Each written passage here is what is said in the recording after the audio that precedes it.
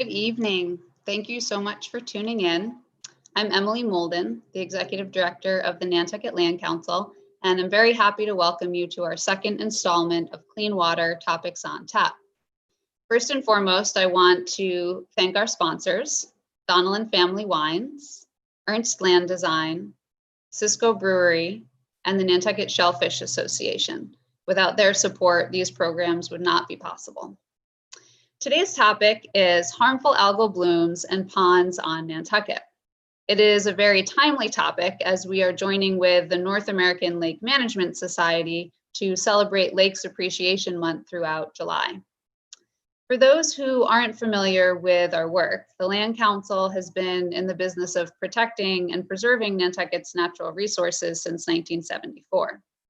We've always maintained a focus on the island's sole source aquifer and fragile water resources, and really over the past decade have dedicated even more of our efforts to investigating the health of our ponds and our harbors. At the same time, we promote good government policies to help preserve them, focusing on land use practices such as fertilizer application and wastewater management, both of which contribute nutrient pollution to our groundwater as well as to our ponds and our harbors. It was about 15 years ago when we really began to take more notice of and become more concerned over the health of our ponds and some of the algae blooms that were occurring in their waters. At that point in time, the town of Nantucket was undertaking a much more limited role in water quality work and had much more limited staff to address these concerns.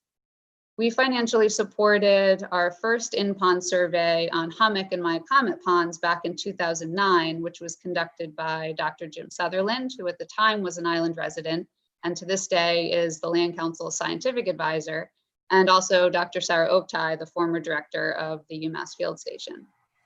The Land Council, after that, began to really focus more and more on these ponds. As the town of Nantucket's Natural Resources Department was created and has grown, they certainly have become a leader in the harbor and Great Pond water quality monitoring that takes place. So we have really shifted our focus more to the island's smaller ponds that are privately owned and accessed and have generally pretty little information on as far as the background and health of these water bodies. Our island pond sampling program has now been ongoing for about 10 years and includes monitoring for harmful algal blooms, which you are going to learn a lot more about this evening. This summer, we're also thrilled to announce that we're collaborating with the town of Nantucket, along with the Nantucket Conservation Foundation and the Nantucket Land Bank, to monitor our island ponds for harmful algal blooms on a weekly basis, so we can help the town to maintain a website of information that informs the community where these blooms are taking place across the island. As you will hear and may already know, harmful algal blooms can be harmful to humans and to pets. So the ponds that are experiencing blooms are also being posted at access points by various property owners. Nantucket has definitely come a long way in its effort to monitor the ponds and these blooms, and the Land Council really hopes to continue working closely with the town and other property owners to address them with future management. Ultimately, we really want to help the community also better understand what causes these blooms, any concerns with their risk around them, and what we can all do to help mitigate them and manage them in the future. So before I introduce our speaker, just one word on our Zoom protocol. After the presentation, there will be time for questions and answers, which we definitely welcome. And I would just ask that if you do have a question, you use the Q&A box that you will find down along the bottom of your Zoom window in order to enter your question for us. So with us this evening is Dr. Ken Wagner. Ken is a professional limnologist. He holds degrees from Dartmouth College and Cornell University with a PhD in natural resource management. He has well over 40 years of experience in the water resource assessment and management business, including projects on lakes, rivers, and general watersheds. He's helped develop total maximum daily loads for nutrients, regulatory processes, and many educational programs and protocols. In 2010, he started Water Resource Services, which is his own small consulting company focusing on water supply protection and lake management.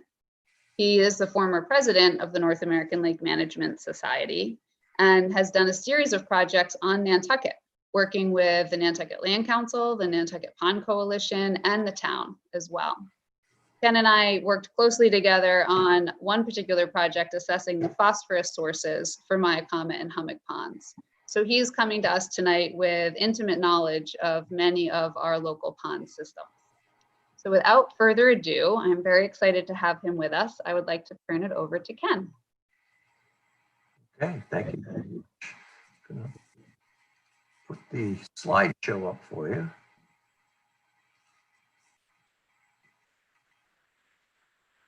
And there we go. Thank you, Emily. As she said, I'm Ken Wagner. I've been working on algae problems for about 43 years. Actually, I've been looking at algae for almost 50 years. I started late in high school. I thought I wanted to be a herpetologist, but lizards and snakes were harder to catch. And once I looked at a microscope, I was hooked. I've kind of worked my way up the food web. I deal a lot with whole ecosystem management now, but algae is still sort of my first love, and I'm very happy to talk to you about this topic. Okay, so what is a harmful algal bloom? It's actually a relatively new term for a lot of things we used to call it before. But it's basically any concentration of algae that negatively impacts the lake or some other water body. We usually think of it as toxic, but it doesn't have to be. There are other things that are problems as well. Could be saltwater or freshwater, but the algae that are responsible in each case tend not to be the same. In saltwater, we have more trouble with dinoflagellates. In freshwater, it tends to be more about cyanobacteria. Toxicity is the primary concern, but again, non-toxic blooms can cause problems as well. They can depress the oxygen, they can make pH fluctuate, they can add taste and odor, and the organic compounds, when they go through a water treatment, will often wind up causing possible carcinogens. So there are issues there that transcend just toxicity, although that is the first thing most of us think of. Again, any group of algae could form a harmful algal bloom. Too much algae of any kind can be a problem. However, the greatest risk and what we focus the most on are the cyanobacteria. We also call them blue-green algae. Before we go any further, a little definition. You will hear some people say, oh, cyanobacteria aren't algae. Now, I can understand splitting them off because they really are pigmented bacteria, whereas other algae are closer to higher plants. They're eukaryotic organisms. But the reality is algae is not really a technical term. There's lots of stuff we throw in there, including some things that might be considered protozoans or other groups beyond just algae. So don't get hung up on that detail. We'll call it cyanobacteria or blue-green algae. They're interchangeable. Okay, so what are cyanobacteria? Well, they're photosynthetic bacteria. It's a 2-billion-year-old group, basically the oldest life form we know of on this planet. They're native, they're natural, and they're part of a functioning aquatic ecosystem. So what's the big deal? Well, they do get out of hand, and they can be very, very abundant. And because a lot of them can produce toxins, they can be. Most cyanobacteria are very small cells in big groupings, long filaments. Like on the left there, something's called Dolichospermum. And unfortunately, algae don't have common names for the most part, so I apologize for the Latin. Or a bunch of little balls in a gelatinous matrix. The one on the right is Microcystis. They prefer warmer water, higher phosphorus, and higher pH. Those are not observations. Those are very specific ecological attributes for them. The warmer waters, because they produce mostly sugars as food storage, and sugar is best metabolized at higher temperature. They like high phosphorus because many of them are able to utilize dissolved nitrogen gas. So the nitrogen in the water isn't a big deal for them, at least the nitrates and ammonia. They can get their nitrogen elsewhere, but they need phosphorus. And the high pH is because they can use the bicarbonate ion, a form of carbon, as opposed to most algae that would prefer carbon dioxide. So there's very specific attributes of these algae, or if you prefer cyanobacteria, that make them dominant under certain circumstances. Other interesting aspects, most of them are capable of producing toxins. Only a few are really bad actors, but the more research we do, the more we're finding they all seem to have some kind of toxin. Many of them can control their buoyancy, which is a big deal. That's why you get the surface scums that you see. On the left side here is one called Planktothrix. All those little white dots are gas bubbles in the cells. That's what makes them float. They also make resting stages. The technical name is an aconite, but it's basically a seed that's fall to the sediment and germinate later. On the right, we have another common cyanobacterium, Phanezomenon, and those lighter things are the aconites, the resting stages. Okay, a lot of increasing attention to harmful algal blooms, and well-deserved.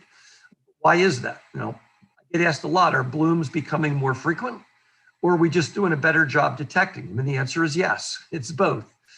They are becoming more frequent and more severe. The health impacts are becoming better. Quite a lot on that. There's still some speculative stuff, but none of it's good. The management techniques have advanced to a level that we actually can do something about this beyond just throwing, herbicides or algicides at them. And standard treatment in water is not always enough to avoid problems. So there's a lot going on here that deserves our attention. A few of the other things, the cost of controlling a bloom can be significant. So there's some serious money to be spent. At the same time, the cost of not controlling the bloom may be even higher. It can be downright dangerous.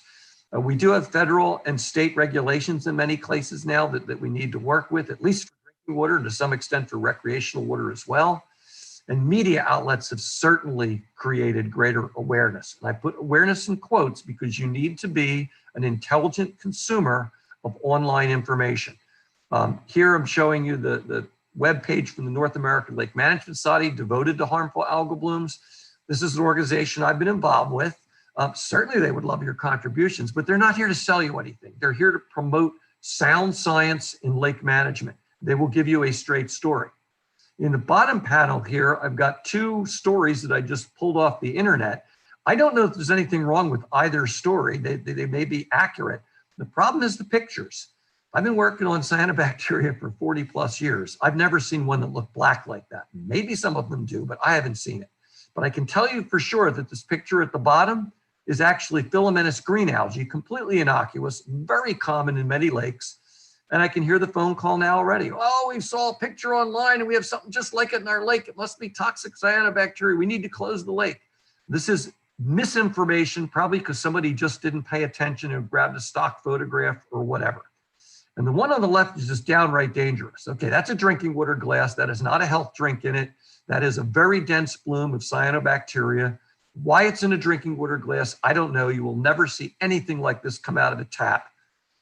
It's just irresponsible to put that on there as though somebody was going to drink it. It should have been in a lab flask, and I don't know why it's there, but it was a good example of what you don't want to believe in.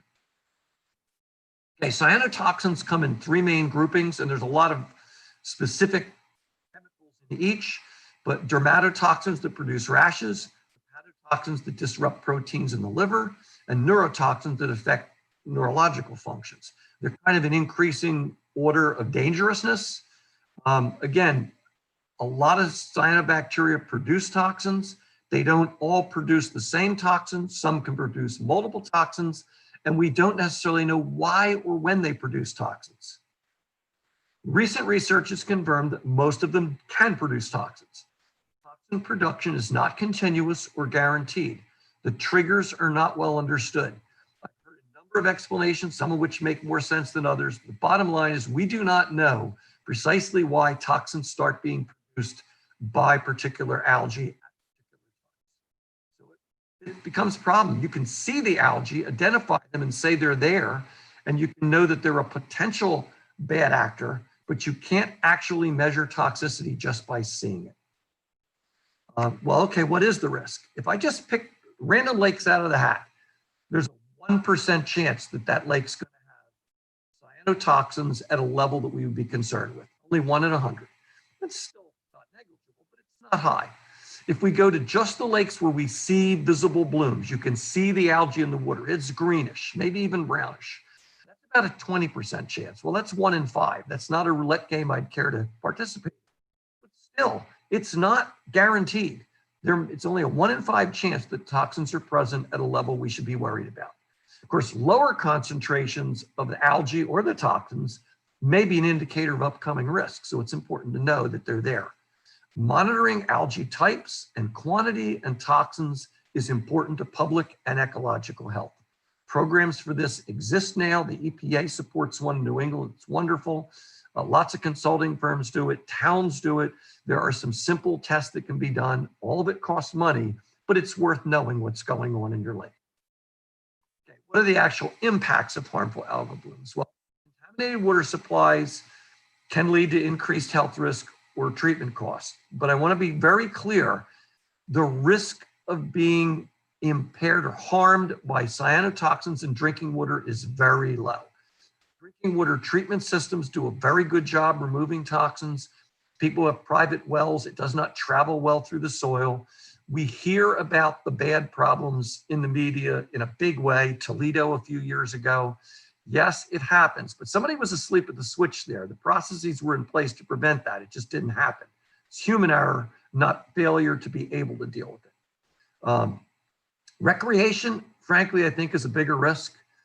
Impaired recreational uses or associated health risks are very real. People are going to go in the water, even if it looks greenish, maybe not pea soup green, but it could be bad. You're not safe just because you don't drink it. The algal cells can get airborne. The toxins can be aerosolized. You could breathe them just being on a raft, in a boat, or sitting on the beach. So there is a risk here. Again, not a big risk. It is not imminent, but yes, there is a risk. Okay, there has also been decreases in mussels, fish, birds, and other water-dependent wildlife. Farm animals and pets have died from drinking it. That's the big risk. Farm ponds that go bad and then the cows drink it. People's dogs who run down and lap up the blue-green algae that's wind-blown and washed to the edge of a lake.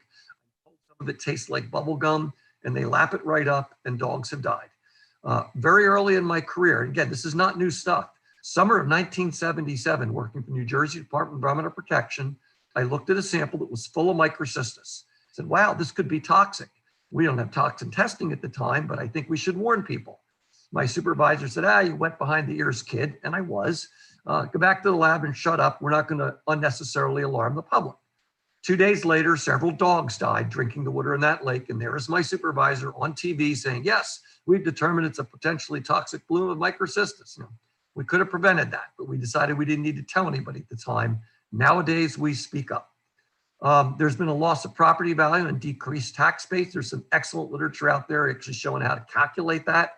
I have gotten algae control projects through town government based on the fact that they usually get the money back in the tax base 10 times over.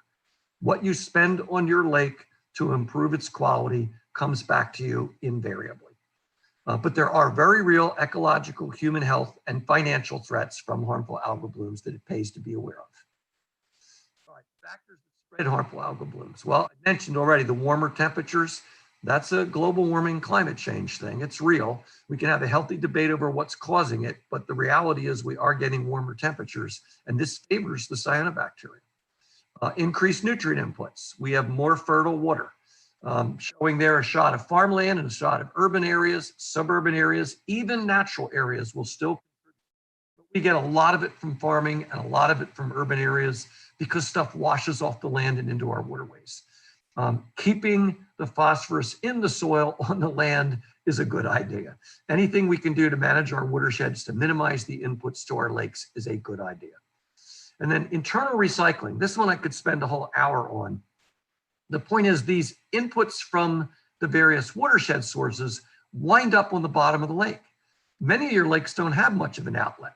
They don't flow through quickly, so the phosphorus and the nitrogen wind up on the bottom of the lake. It winds up in muck like I'm showing here, and that's just an Ekman dredge sample with the muck in it. It's pretty nasty stuff. It often smells foul. It's loaded with nutrients. It has a high organic content, and it will suck the oxygen out of the water above it. When there's no oxygen present, or even just a little oxygen present, chemical reactions take place that release phosphorus back into the water. That's a problem. In fact, most blue-green algae blooms that I have done work on have been caused directly by that release from the bottom sediment. It came from the watershed originally, but it's that release from the bottom that's a problem because it comes out at a low nitrogen phosphorus ratio. And again, low nitrogen, high phosphorus favors the cyanobacteria. Okay, a few notes about climate change. Again, the temperatures are warming and it affects multiple aspects of lake ecology and the ways that the cyanobacteria can be more intense storms, which makes greater runoff and greater nutrient loading. The diagram on the left is from a lake in Virginia, actually, that I've worked on. The annual precipitation versus the phosphorus load. Pretty tight relationship. More rain, particularly more intense rain, leads to more loading. A really dry year can be a clean year. 2016, we had higher clarity in most of our lakes than we'd seen in many years because we had very little rain. This year we had a mild winter, but we've had plenty of rain lately, so it's not the same. The one on the right is a little more insidious and more detailed, but this is something I've worked on Long Pond out on Cape Cod. The left axis is hypomimetic oxygen demand. That's the demand of that sediment pulling oxygen out of the water. The higher that is, the worse off we are, the more likely we are to lose our oxygen. You would like to have a value down around 0.5 grams per square meter per day. The lake I'm working on there is really not much lower than 1. So it loses its oxygen in the bottom water over the course of the summer. But when you get up here around 2, you're going to lose your oxygen by the end of June. So this is a pretty big jump. And that jump seems to be completely related, well, largely related, not completely, to a change in bottom temperature. As the water gets warmer, the oxygen demand goes up and we lose our oxygen faster. So again, climate change leading to warmer temperatures, even in the bottom of the lake, leading to higher oxygen demand, which means a quicker loss of oxygen and a more rapid increase in the phosphorus coming out of the bottom sediment. So all these things are linked up. All right, how do we limit harmful algal blooms? Well, it comes right back to those nutrient sources. We either deal in the watershed or with those legacy inputs, preferably both. Again, I could talk a very long time. I used to teach an entire course about watershed management. I'm just showing you things like catch basin cleaning, rain gardens, well-engineered detention systems, and agricultural management practices. There's lots of other things we could do to manage it, mostly at a very local scale, and it has to be done property by property. Little bits add up on the positive and the negative side. Legacy nutrient source control can be done a number of ways. It's actually about a dozen or 15 things you can do. What I'm talking about here are the 3 methods that have a proven track record. More often than not, way more often than not, they're going to get the job done.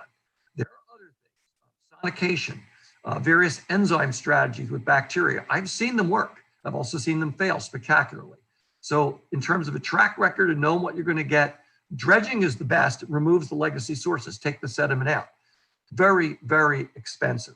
I'm fond of saying that in Massachusetts, it's easier to get a permit to assemble and detonate a small nuclear device than it is to get a permit to dredge. That's almost true. It's hard to do. But dredging is a wonderful thing to do if you can do it. It's going to set your lake back in geologic time. Oxygenation, whereby we get more oxygen into the bottom waters, can keep the phosphorus bound up. We don't let that hypoliminic oxygen demand take over. And there's a bunch of ways you can do that. It's not just one approach. Oxygenation is at least 7, maybe 8 different methods. And then phosphorus inactivation, which is to put something into the water that binds up the phosphorus so it can't be released when the oxygen is low.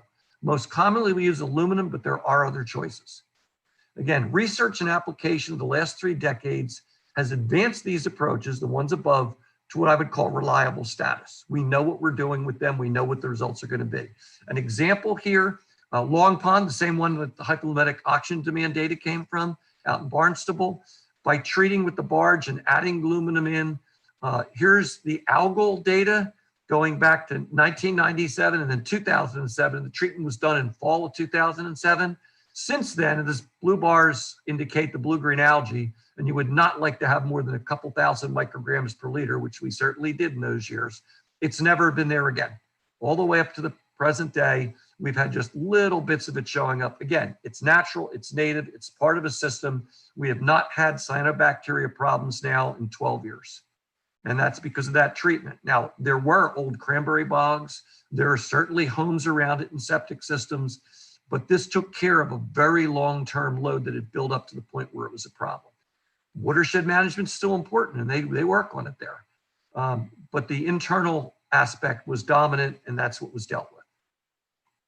Another thing you can do, and I know algicides are a dirty word in a lot of places, but just throw an algicide out there to kill a bloom once it forms is not a great idea. In fact, you can't do that once the algal concentrations get too high.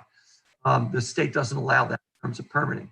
But if you track your algae and you target when you treat. You can use a very low dose and change it. This happens to be a pond in Southwick, Massachusetts. Here we had increasing algae. We got above that 3,000 microgram per liter, and we had some blue-greens in there. So we treated. We went the rest of that summer without any problems. Then wrapping around to 2018, we weren't at the 3,000 level. We were getting a lot of blue-greens. We should have treated there. Well, let's just give it a couple of weeks and see what it does. Well, there's what it did. We got a nasty bloom. So we treated, we knocked it down, but because we were late, it came back later on. You never get it all when you're using, say, copper. The regulations call for you to never treat more than half the lake at once. So half the lake still had that. So we were way better off nipping it in the bud than we were when waiting. But you can do this if you track it carefully. Dredging is less commonly used, but it's very effective if the internal load is dominant. Oxygenation strategy, again, there's a lot of them, have great potential, but limited application experience in recreational lakes. Water suppliers will do this a lot because they have ratepayers. They don't mind maintaining this on an annual basis, and they get a lot of other benefits like low iron, low manganese, no sulfides or ammonia going into the plant. They get benefits that pay them back in the treatment end of it. Other things besides aluminum, you can use a lanthanum modified bentonite clay. The trade name is Phoslock as an alternative to aluminum. If you use enough of it, the clay actually coats the bottom and minimizes the oxygen demand. It doesn't have the toxic properties that aluminum can if you don't do it right. So there are some benefits there. It's more expensive, but it's a good product. So there's lots of things you can do that will help limit the internal aspects of loading that lead to the cyanobacteria blooms. None of them are cheap, but all of them are worthwhile. The analogy I use is like a leaky boat. If you've got a boat with some leaks in it, you really need to patch those leaks. But if the leaks are really small and it's over the course of a couple of weeks that your boat fills up with water, even if you patch those leaks, you still have a boat full of water. You have to bail it out. You have to turn on the bilge pump. Well, that's what these in-lake strategies do. They take care of what's accumulated in the boat, in the lake. You still have to do the watershed management to plug the leaks, but you sometimes have to also get the water out of your boat for it to be useful.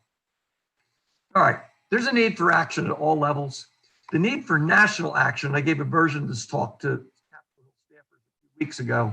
You know, harmful algal blooms don't respect state or local boundaries. There's lots of lakes that cross boundaries, and the watersheds often cross boundaries.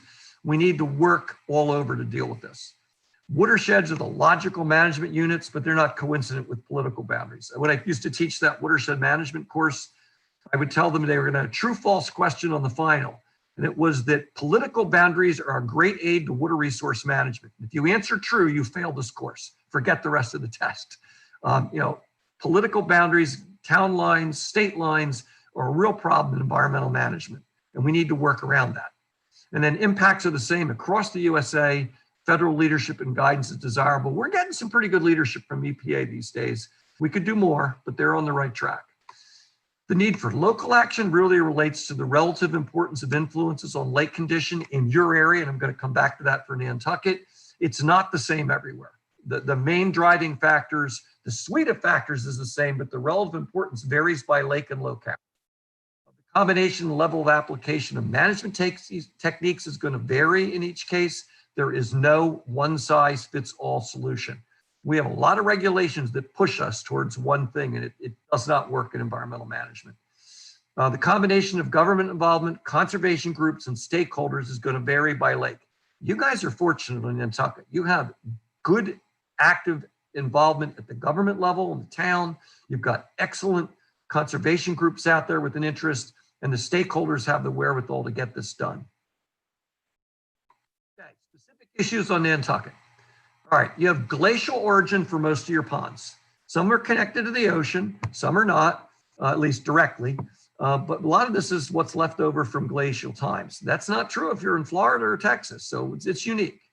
You have limited runoff into the ponds, but some does occur. There are places with stormwater pipes going in. There are areas that flood to the extent where it doesn't all go into the groundwater. So nitrogen and phosphorus from fertilizer is an issue.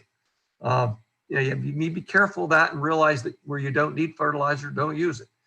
Groundwater is an important source for the ponds. I'm always struck by when you have a drawdown of one, how fast they refill there. Your groundwater is cranking. It moves. It's a major source of water. and can be a major source of nutrients. Nitrogen moves very readily through the ground, phosphorus less so. But if you do it long enough with enough of it, it will break through and get there. So we have to worry about both. On-site wastewater as a source of nitrogen and phosphorus, no doubt it's a source of both. It's a much bigger source of nitrogen than it is phosphorus, but phosphorus can move through, particularly if it's right near the lake. Internal loading is potentially a very dominant influence in your lakes. I know looking at lakes out there, we saw a range. Sometimes the answer is it was both the watershed and the internal load, that legacy input. But the internal load is probably the most dominant thing in causing the cyanobacteria blooms. We have saltwater influence, and it's an influence on internal loading. When you let saltwater into the pond or it comes in on its own, the sulfides that come and the sulfates that come with that saltwater will bind up iron, and then there's nothing left to bind the phosphorus, which makes the internal recycling that more intense. Shallowness can be both an aid and an impediment. Shallow lake will often mix readily, which you get oxygen top to bottom, and that will cause phosphorus to precipitate out with the iron. Unfortunately, it also means that it's a very short distance to go from the sediment to the top, and algae can actually grow at the sediment water interface in shallow areas and then pop up to form blooms almost overnight. So shallowness can be a double-edged sword. All right, I'm going to use Miacomet as an example because I've worked on that one directly, and it kind of embodies everything you've got out there. It's shallow, 11-foot maximum depth. Most of it's not more than 4 foot. Substantial watershed with some stormwater drainage due to development and some flooding issues that mean more drainage may be needed. The groundwater is influenced by wastewater without question. There's phosphorus in it, but there's a lot more nitrogen. Accumulated nutrient reserves in the sediment. We tested those sediments. It is a substantial reserve. And even though it's not that deep, you can have low oxygen at the bottom and that phosphorus can be released.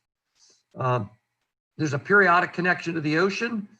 It used to be connected every year until about 2005. They didn't do it for a long time.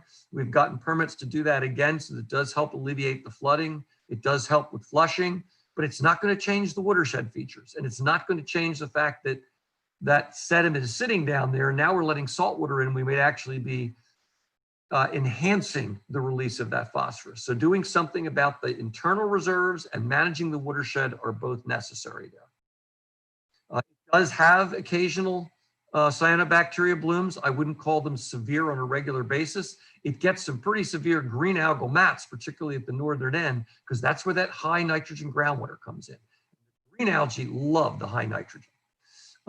There's little indication of the immediate impact of the watershed in any instant in time, but over time, this stuff accumulates. That might not be completely true at the upper end where the groundwater flow is the highest, nitrogen is the highest.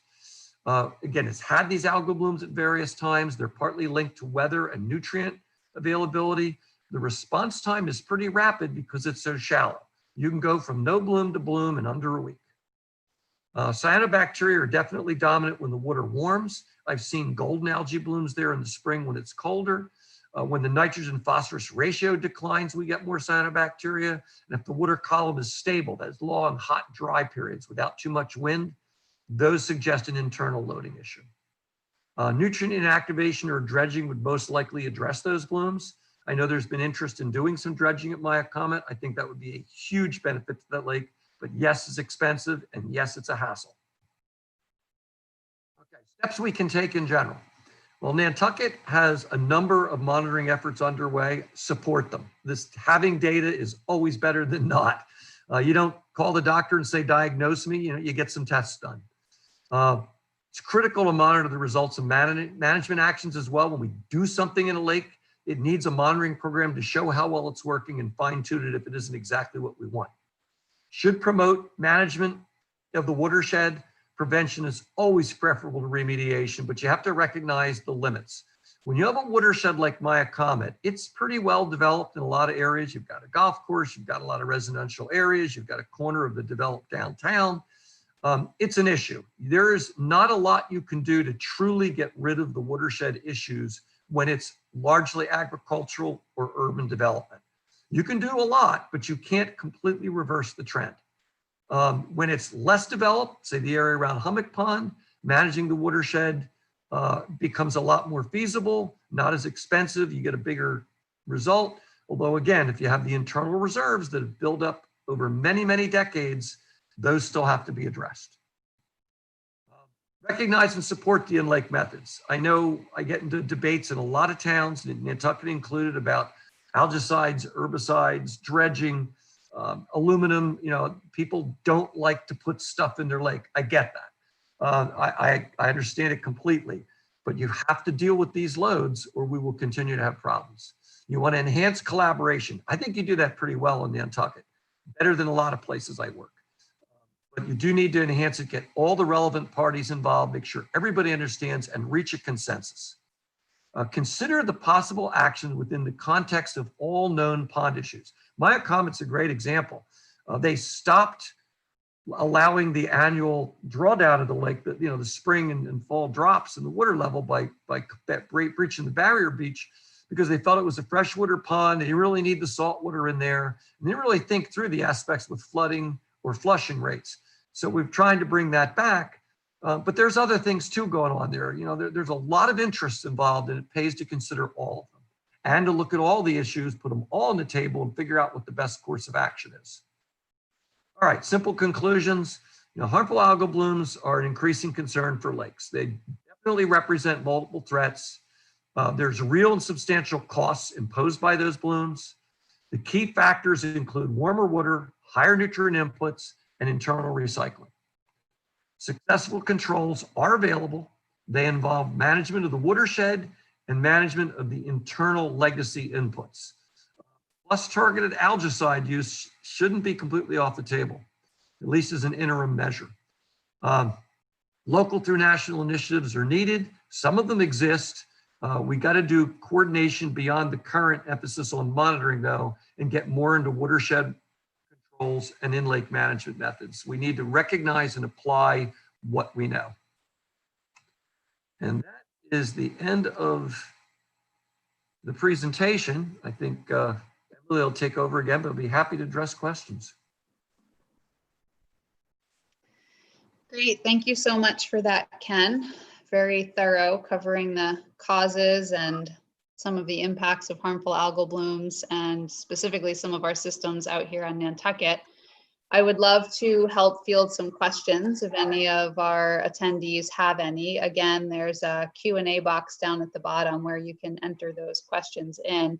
And while we're waiting for a couple to come in, Ken, can you just briefly address a little bit more the need to really consider and prioritize all aspects of ecosystem services and user groups in a water body as you consider management strategies, and the fact that different strategies are really going to address different issues, and it's kind of hard to sometimes find one strategy that's going to solve all the problems in a given water body?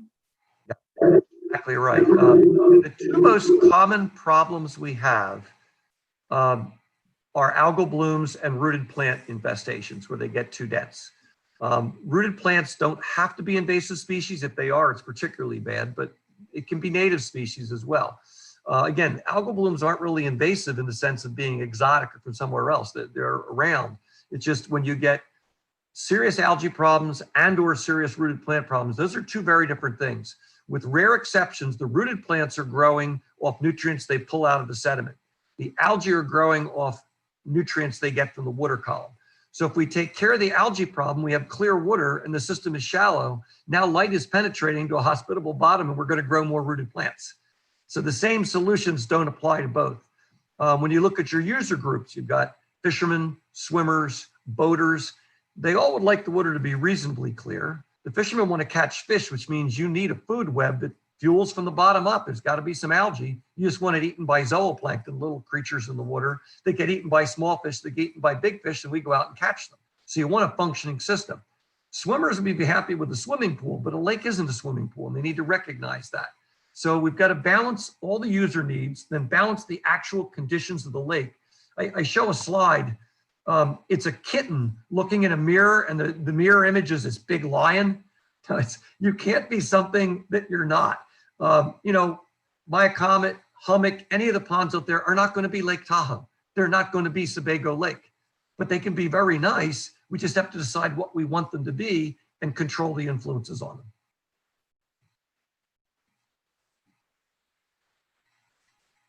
Great, thank you. Okay, so I have had a few questions that have come in, and I can certainly help to field some of these. The first one is asking, what are they doing on Capon Pond? And that's something that I can speak to. The Land Council currently has been doing some additional sampling on Capon Pond this summer, as we did last year. Last year, we detected an extensive bloom that lasted, really it didn't get going until the end of August, later in August, and really was pretty full on until October. We haven't seen a bloom really get going in Capon yet, but we're out there monitoring, collecting additional data, and we'll be keeping butters posted on that. We're also working directly with the Conservation Foundation this summer, who is the property owner of the shoreline and of that pond, and they are in touch with some off-island firms that they're going to be working with to try to determine what some management options are for that pond, because we have seen such extensive algal blooms that are producing toxins in the past. So we're out there, we're watching it, we're monitoring it. There's currently not a bloom on Capon Pond. We have been working with some researchers that have just this week actually installed a buoy with some probes and sensors on it that are collecting more real-time data to actually get a better idea of what's happening as we monitor that pond this summer. So stay tuned. We'll certainly have more information on Capon in the coming weeks. Another question maybe for you to address, Ken, is do you have recommendations for small private ponds? Sure. You know, private pond, by virtue of being private, isn't any different than a public pond in terms of the influences on it. It may make a difference in terms of where you get funding or what actually happens with it, but I would treat it the same way in that it needs to be assessed. You need to find out what your water quality is like, nutrient levels, oxygen, temperature, the profile top to bottom, and what kind of algae and rooted plants are in it. It's a simple survey. There's people out there that can do it. I think that some of the conservation groups out there can even do that for you. There's botanists and other people associated with them on the island. And it doesn't have to be especially expensive, but by assessing the quality of the private pond, or any pond at all, we get some idea of what the conditions are and what we might need to do to put it in a better condition if in fact it's needed. I've worked on a few out there. Generally speaking, shallowness tends to breed a lot of rooted plants. I've not seen a lot of big problems with algal blooms, but certainly you could have them. If you get the blooms, the use of algicide, which does require permits, is probably the quickest and easiest way to get it back so it's usable. But ultimately, you want to understand why did the algae grow, which relates to nutrients, and you need to know where they're coming from. So again, public or private doesn't matter in terms of the assessment, only in terms of the control you have. Okay, great. Another question we have here is, what are the effects on wildlife of both harmful algal blooms and of the treatment options? Sure, that's a good question. We'll start with the actual harmful algal blooms. The toxicity can be an issue for aquatic life as well. I had a lake in Barnstable that an application was made, not by me, to treat it with aluminum to try to get rid of the bad cyanobacterial blooms. It was turned down because there was concern over endangered mussels in the lake that might be harmed by the aluminum. And there's some truth to that. It was possible if it wasn't done well. They turned it down, and the very next year they had a toxic algal bloom that killed 99% of the mussels. So they sure showed us, didn't they? Then we got a permit to treat it, and the mussels have been recovering for the last 9 years. I'm happy to say we've got all the species back, and we're not quite back to the levels we were at, but it's better. There's a very real risk from harmful algal blooms in terms of toxins, in terms of fluctuating oxygen, in terms of fluctuating pH, and possibly organic compounds, such that there is a risk. There is a disease that comes from a certain type of cyanobacterium that grows on plants that is then eaten by ducks or coots or other waterfowl that then are preyed upon by eagles, and the eagles die. It bioaccumulates up the food web. We have not had an issue with that in New England, to the best of my knowledge. But the example I showed you from Virginia, the lake with the nutrient loading based on where they have had that issue there, and it's a bigger deal in the South. So there's lots of possible impact from the harmful algal blooms. There's no way to say they're good. How bad they are depends on the level of severity, the frequency of occurrence, and whether or not they produce the toxins. And there's no way to know that by looking at it. The treatments, everything has a risk. When you do an aluminum treatment, aluminum in a reactive phase, which is most abundant outside of the range of pH 6 to 8, is toxic. It's toxic to a lot of aquatic life. I know of lakes where aluminum treatments have caused fish kills. However, there has not been one in New England for 20 years because we learned how to do it and do it right. Haven't had an issue. It's very, very effective. It's worked fine. We've not had undue mortality. Has not been an issue. Of course, we're going to create a flock that covers the bottom, and it's going to smother some of the insect larvae down there.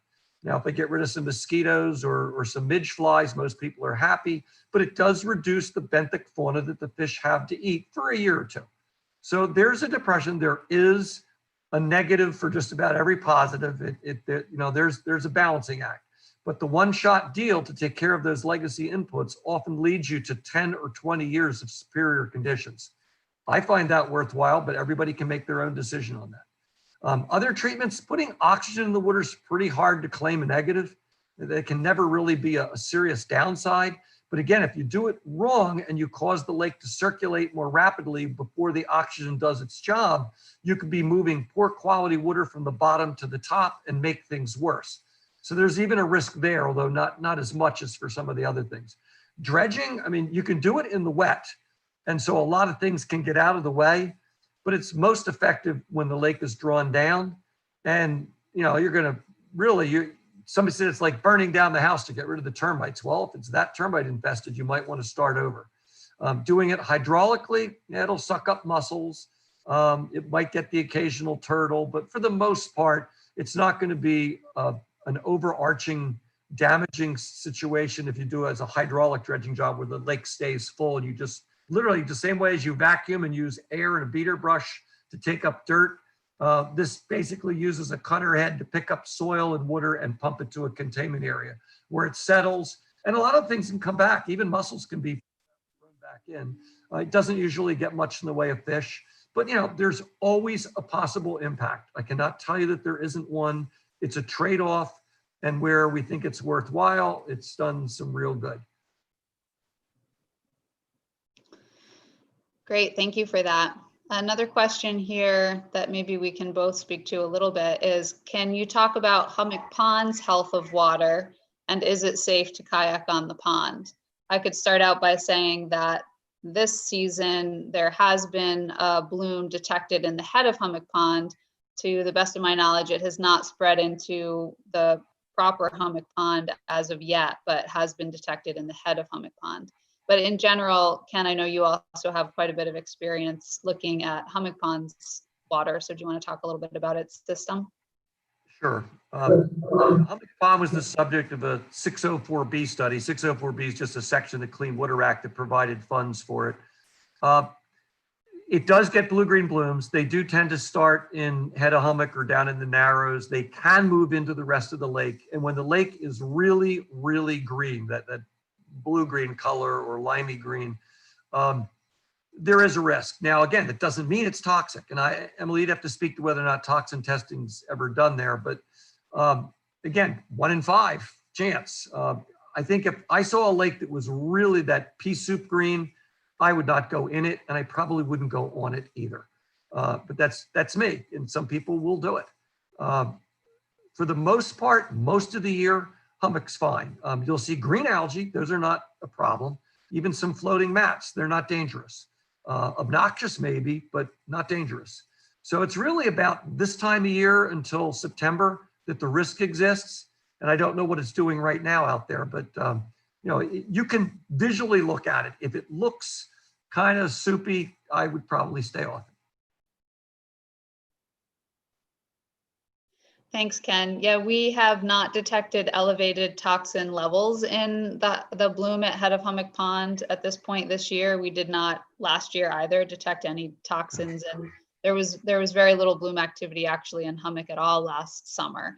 We generally keep the ponds posted when there is blooms around them and recommend that people do not recreate in or on them during any kind of a bloom, just because, as Ken said, it's really difficult to tell at any given time whether toxins are being produced. So we are always recommending better safe than sorry.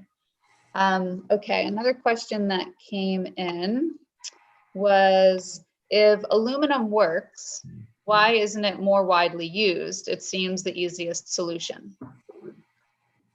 Yeah, it's a good question. First off, it is pretty widely used. In 2019, there were 37 permits given out to do aluminum treatments in Massachusetts alone.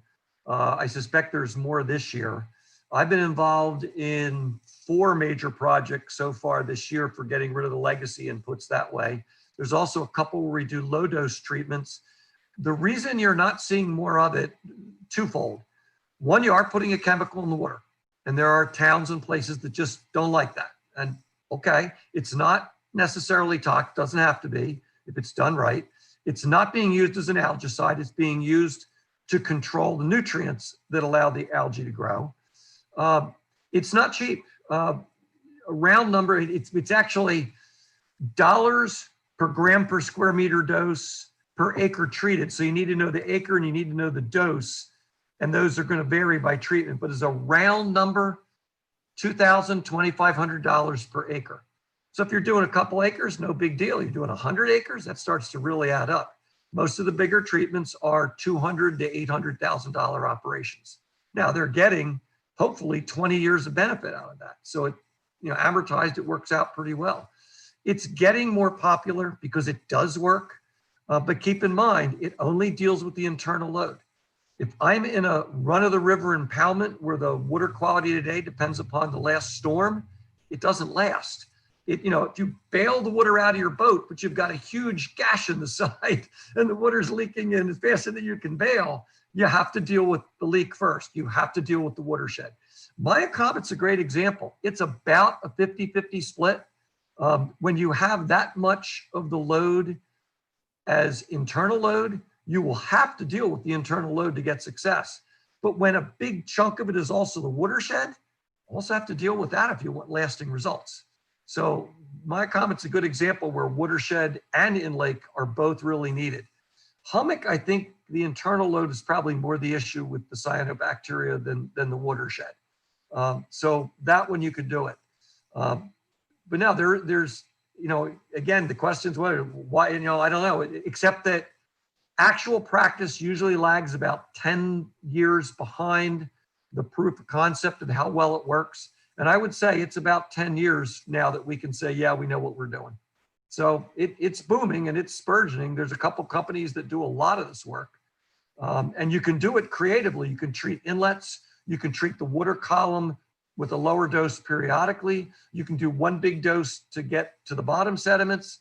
There's a lot of flexibility in it. So it does work well. It's just, it's not the answer to all problems. Great, okay, and here's another question. How are Phragmites as an invasive species affecting the pond's water quality? Okay, well, that's really separate from the algae, and I would say not very much. Phragmites are choking out other shoreline plants, but even those shoreline plants don't have a huge impact on water quality. Because Phragmites die and some stuff goes in the water. They add organic matter, which adds to the oxygen demand, which adds to low oxygen, which then could fuel release of phosphorus. So I don't want to say they have no impact, but the rooted plant issue, particularly peripheral emergence and particularly Phragmites, is very separate from the water quality issues that affect the algae blooms. Again, the solutions for each are very different. And one of the concerns that has come up at times regarding Phragmites is the fact that it is acting as a nutrient sink. It's absorbing quite a few nutrients from the watershed as water's moving into the water body. So another thing to consider if you have a large watershed input is by removing the Phragmites, if nothing else is growing back in its place, you may be increasing nutrients to the pond for a time until something else revegetates there. Yeah, and that's a good point. If you had nothing else, of course, all the Phragmites programs on Nantucket, frankly, anywhere, are focused on trying to bring back native vegetation. We're not looking for no vegetation versus Phragmites. It's natives that grow lower, don't obscure the view, provide better habitat, and also suck up nutrients for stuff coming in. They are important in terms of that groundwater flow. Something people may not know is that the highest rate of groundwater inflow is at the edge of the pond. It's not some big spring out in the middle that's popping up. Those may exist, but the sheer area involved with the shallow shoreline zone, that's where most of the groundwater comes in. So if you have plants growing in the root zone down into it, you can get uptake that way. It's absolutely true. And in that regard, Phragmites are a little bit helpful, but not nearly as helpful as having a complete suite of other native plants in their place. And that's what we try for. Okay, I think maybe time for one last question here. Can you talk a little bit about Sacajah Pond? What do you know about its current health, and whether the opening, which didn't happen this spring, but may still happen this year, is actually beneficial from an algae perspective? From what I just heard, I'm not sure the cut is beneficial for algae, but may have other benefits. Can you talk about costs and benefits of essentially of the cut of opening the pond? Sure. I mean, I know Sacajah Pond. I've been out there, was involved in getting the permit so they could open it. The opening purpose there is to keep the salinity up so it doesn't get so fresh, and you can have oyster farming and marine species supported. It isn't done to flush it to improve water quality necessarily. And the amount of flushing is pretty low compared to what you could do in Hummock or Miacomet. So it's not done for the same reason as the other lakes. I do not know if it provides much of a flushing benefit. I don't think it adds to the nutrients, but as the questioner noted, the increase in salt water is going to probably cause some extra binding of iron. What I don't know is what the balance is of the freshwater groundwater that moves into it, how much iron that brings with it. That would have to be evaluated. There are some studies that Brian Howes and company have done, but I don't recall off the top of my head what's there. So I think I would say that the opening of Sacajah Pond is kind of a neutral in this. It's not going to provide great benefit or detriment in terms of algae. Yeah, I would certainly agree with that. And I don't believe we've seen nearly the same extent of algal blooms in Sacajah Pond as we have in many of our others. Okay, well, with that, I think it's about time for us to wrap up this evening. I want to take a moment to thank everyone so much for tuning in once again. And of course, a special thanks to Ken. Also, thanks again to our sponsors. There's going to be a slide appearing at the end here with some additional information on it. It has the Land Council's website where you can find all of our monitoring data from island ponds over the last 10 years. Also, the town, who is now posting on a Harmful Algal Bloom monitoring page on their website, information on which ponds are currently experiencing blooms, and we'll continue to update that throughout the summer.